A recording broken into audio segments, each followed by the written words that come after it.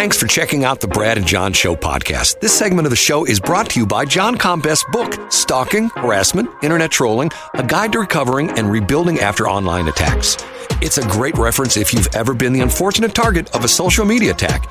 It's available on Amazon. Just search John Combest. That's C-O-M-B-E-S-T, John Combest, and the book will show up in your search results. Now it's time for another segment of the Brad and John Show. Can you handle it?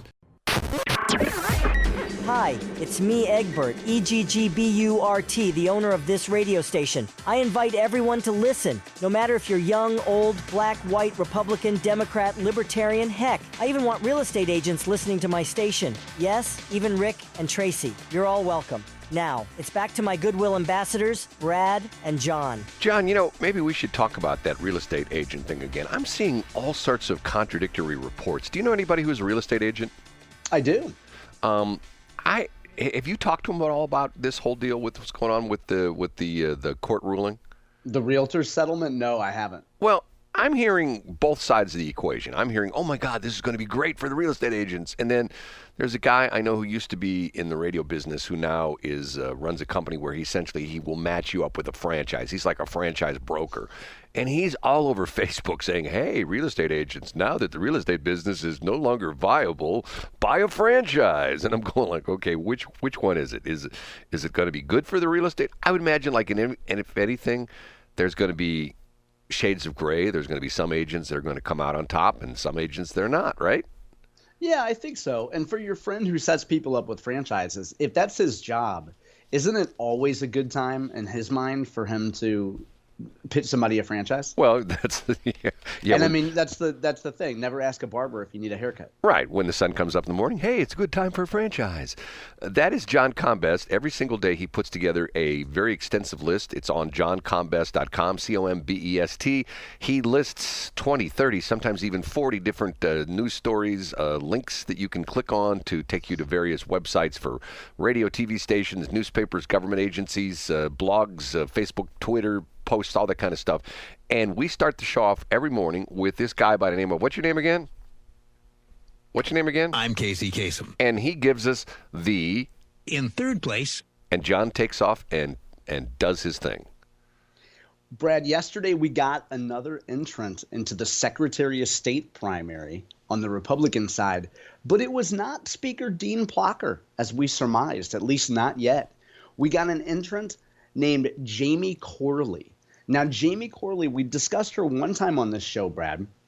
She's a woman from University City, or I should say she lives in University City. She's 37 years old, and she spearheaded an effort to put forth a quote unquote moderate abortion proposal on the ballot. Do you remember us talking about this, Brad? Yeah, vaguely, not really. And she's not necessarily the darling of the Republican Party because they think she's sort of like a, I don't know, what do you call it, like carpetbagger kind of person, you know what I'm saying? I mean, I think that people would criticize her for being pro-choice for sure. And I mean, it would be the same thing as if a pro-life person went into the Democratic Party. They would find immediate resistance.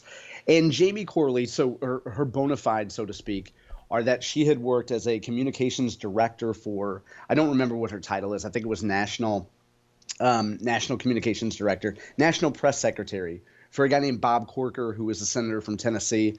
Excuse me. Also, and then she was a spokeswoman for the congresswoman from West Virginia. Anyway, she spearheaded this so-called moderate abortion proposal. That proposal failed. She dropped that proposal.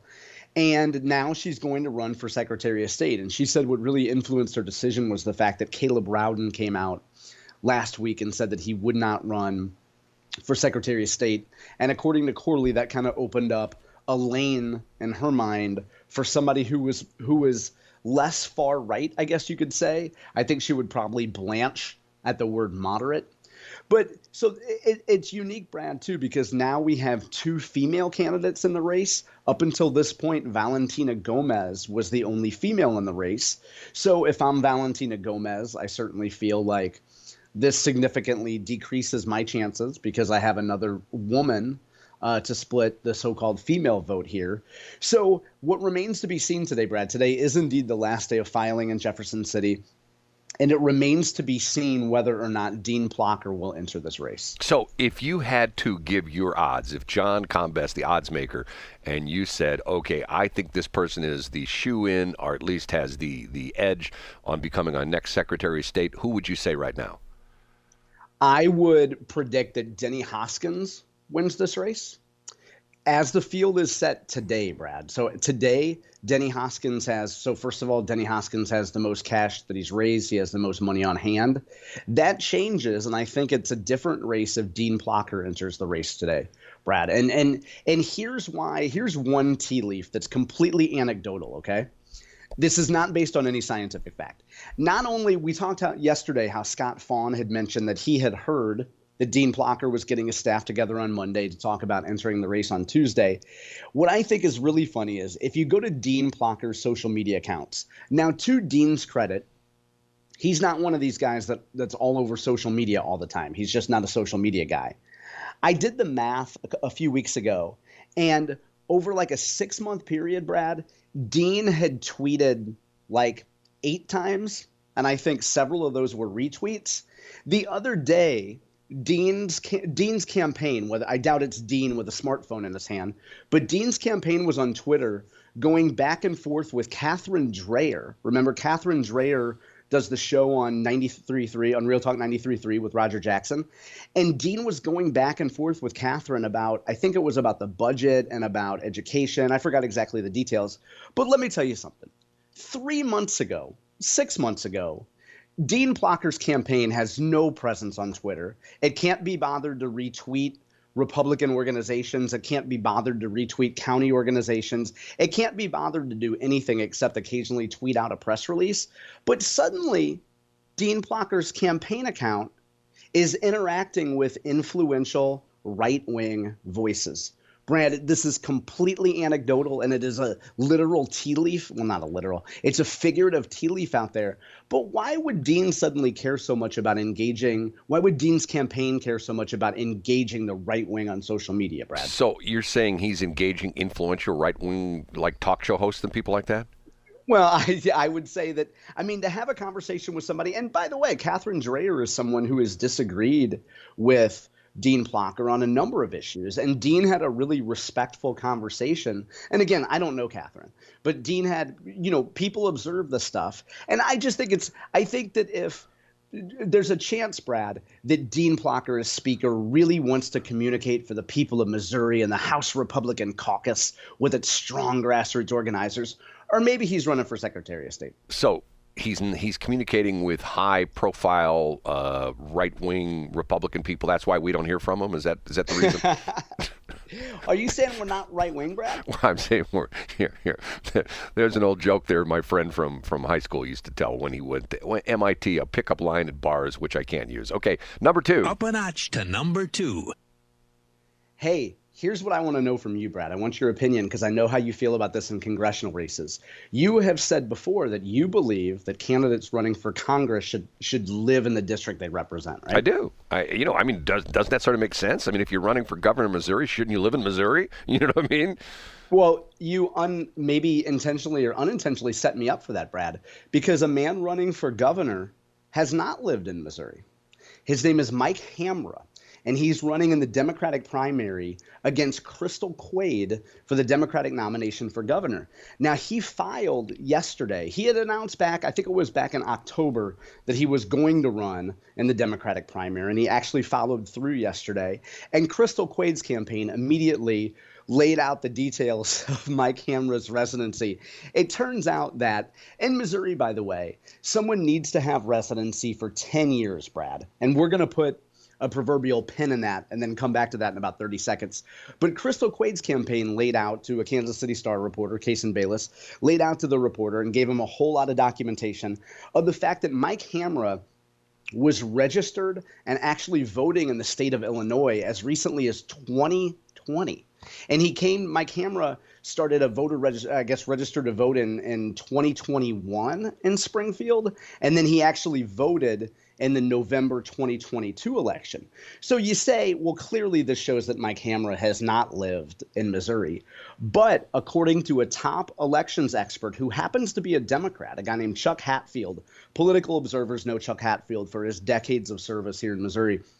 Hatfield points out that under a Missouri Supreme Court ruling that involved Kit Bond back in 1972, the Missouri Supreme Court said that, and these are their words, Brad, residence is largely a matter of intention.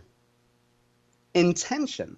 So if Mike Hamra had property here in Missouri, which he did, and he always intended on coming back to Missouri and making his real home here, as long as he intended to do that, Brad, he can remain on the Missouri ballot. You know, I'm never ceased to be amazed at our legal system where and the lawyers, right, and things like that. Like, well, he didn't live here, but he intended to live here. Oh, well, that's different. You know? Hey, home is where the heart is, Brad. I guess things like that. You just sort of shake your head and go like, they said what? Well, yeah, I'm sorry for interrupting. Go ahead. No, I just said it's just to the point where it's like, okay, so, I mean, you know, like, for example, let's say you didn't show up for a court appearance and there is a warrant out for your arrest, and you go and, you know, they grab you and they throw you in jail, and the judge says, why didn't you show up for your court appearance? Well, I intended to be here, but I didn't quite. Yeah. Well, as long as you intended to be here, that's a different story, right? And I mentioned in the early days of the show when I used to work at the Secretary of State's office down in the Wainwright SOB, Brad, the Wainwright State Office Building. Yep, My favorite opening line, people would come in and all we did was process, you know, LLCs and corporations and nonprofits and things.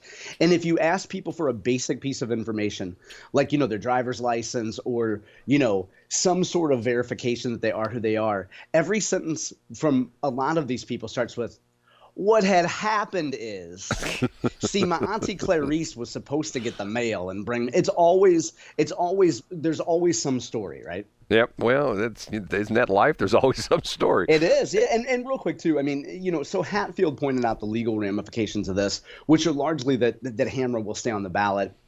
And it becomes a political thing. So if you're Crystal Quaid and you've been, you know, nobody doubts that Crystal Quaid, first of all, Brad, she got a degree in social work. Can you imagine sitting in a classroom what social work curriculum is in the modern era?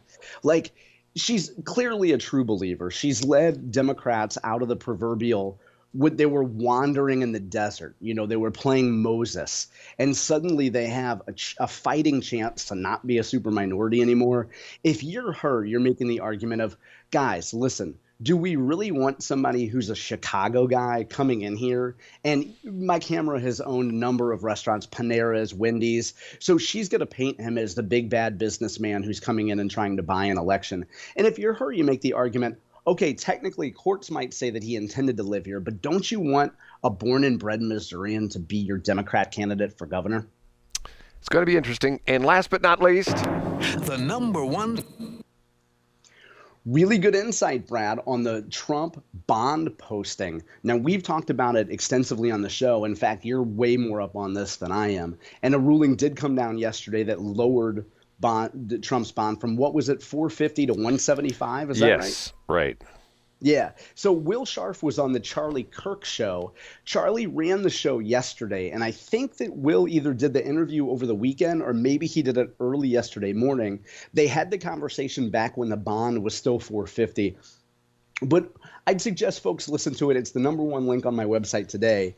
And Will goes through just a broad overview of the New York cases. And the phrase to remember, Brad, is that he said that when it comes to Letitia James, that procedural pain is the point. I like alliteration, you know. And he said not only was the original bond and the demands that she's making outrageous, but the whole point, as many of us assumed, is that just to make things so uncomfortable and make it so impossible for Trump to run his businesses and run his life that he cannot run for president. Well, so procedural pain is the point, Brad. And yesterday it came up that there are some experts pointing to the fact that what's happened to Trump is against the Eighth Amendment, which essentially says in so many words, excessive fines imposed, cruel, unusual punishment. That's the Eighth Amendment.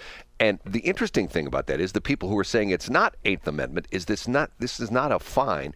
It's a disgorgement. And I'm going like, okay, that actually sounds nasty. Yeah. Hey, yeah. baby, come over here. Let's disgorge. But it's essentially they're saying, and some people are saying, no, it's a fine. And the idea being is that this would be considered to be an excessive fine. Let's just be honest. They're just screwing with Trump. That's all it is. Of course. Yeah. I mean, he's in court, 2 places yesterday. Now they're saying April 15th is going to be the next trial. And, the crazy thing about this is if it were anybody else but Donald Trump, even the Democrats would be saying, this isn't right. The guy's trying to run for president. Stop screwing with him. It's just, I mean. And Frank Luntz, I'm sure you've seen these comments, but longtime Republican pollster Frank Luntz talked. I have a Frank Luntz story, by the way, before break, if we got 60 seconds. But Frank Luntz, the Republican pollster, who's no fan of Trump, talked about the fact that when Democrats keep going down this route, they're only emboldening him. Now, Republicans have said that for a long time, but it's rare to have somebody who's anti-Trump come out and say that. Well, he said that on CNN. Remember, we talked about he was on a guest on CNN last week, and he actually he came out and said that. He says, look, you guys are making a mistake on this. If you go too far with this, everybody's going to go, okay, what's the game here? They're just trying to make it tough. And to a certain extent, I heard somebody say once upon a time that America loves people who rise from the ashes. It's the story of you read the story about the guy who's the big Major League Baseball star, and then he ruins his life with drugs, but then he comes back. He's a born-again Christian, and he started a church, and he's helping out underprivileged kids. You go, yes, look at this guy. He's turned his life around. I don't know. I mean, with Trump, I don't know. The whole thing's so screwy. Okay, what's your Frank Luntz story? Oh, my Luntz story real quick. And he spoke to a group of us interns. And the summer of 1997, I interned in Washington, D.C. for 8 glorious weeks. And Frank Luntz came and spoke to all of us interns. And I don't know, there were probably 60 of us. And he had at least the folks in the first few rows stand up and say their name and where they were from. And for every boy, I should say, because we were teenagers. I guess we're young men. He would find something to make fun of us for: haircut, shoes, whatever. And every woman, he'd say, "Oh, Olivia, nice to meet you. Thank you for being here." And so I stood up, and that day, Brad, I had on a Republican tie with elephants on it. And I stood up and I said, "Hey, my name's John Combest. I'm from Missouri." And I said, "Go ahead." I said, "Say something about the tie." And he just looked at me and, because people were like, "Oh, man, here it comes." And he goes, "I won't bother. It's polyester." And I sat down. And you know what? It was polyester, Brad. Okay, so my tie was polyester. Explain, why was he dissing on the dudes, but he was just not... to be funny. I mean, actually, I mean, listen, here's the thing. I think there's plenty of things that I disagree with Frank Luntz about, but he was back in the day in the 90s. Remember, he was a fresh, round-faced Republican personality, and this was during the Gingrich era. And so we as Republicans were just so happy to have somebody under the age of 70 that was doing polling, that was talking. I mean, I'm projecting my own stuff on other people here, but I was just so happy to see a relatively young man come out and stand up for Newt Gingrich and others and talk about polling and talk about why the American people supported with a contract with America. And so he was a darling of the right. And then, things have changed over the years, and he's seen as more of a moderate mainstream conservative now. But anyway, he was correct, Brad. My tie was 100% polyester. That's John Combest. You can call him ageist if you want. You can. It's not the worst thing people will call after this show, Brad. Because he's saying that when he was a youngster, if someone was older than 70, they were not to be believed. But so wouldn't that pretty much take into account right now that we don't trust anybody in government anymore, at least in the federal side? We've got Pelosi and Trump and Biden and Schumer, and I mean they're all over it's 70, a youth right? movement. Yeah, but Brad, you're 88, as That's most right. of our listeners That's right. know. I'm 88. Okay. I mean, I'm really talking about octogenarians like you. We have a lot of stuff to cover this morning. As a matter of fact, some interesting stuff. We haven't even mentioned about this horrendous thing that's happened up in Baltimore with the bridge that's toppled into the... that just happened overnight. Yeah, early this morning. Are we going to mention how oinkers can go get a free donut too, Brad? How, what now? Oinkers can go get a free donut. Oinkers. What's an oinker? A fat person. Oh. Did you see that? I sent you a text about that. Krispy Kreme is offering Well, free donuts I didn't know from like 5 to 9 tonight. Well, and you sent me something else about Krispy Kreme's going to merge with McDonald's? What's that Well, about? they're not merging. They're going to. We'll take a look at it over the break. But Krispy Kreme donuts will now be available at McDonald's. So just in case you got up in the morning and you looked in the mirror and you're looking a little too svelte, if you can look down, if you're a man and you can, well, you know, and you don't like that, just, you know what? You get now when you go to McDonald's, you can get a Krispy Kreme, Brad. I'll never understand the Krispy Kreme attraction. I mean, I don't think that they're the greatest donuts. Matter of fact, if you gave me a choice of 10 different donuts, they would be like number 8 or number 9. But that's just me, okay? Thanks for checking out the Brad and John Show podcast. This segment of the show is brought to you by John Combest's book, Stalking, Harassment, Internet Trolling, A Guide to Recovering and Rebuilding After Online Attacks. It's a great reference if you've ever been the unfortunate target of a social media attack. It's available on Amazon. Just search John Combest. That's Combest, John Combest, and the book will show up in your search results. Now it's time for another segment of the Brad and John Show. Can you handle it?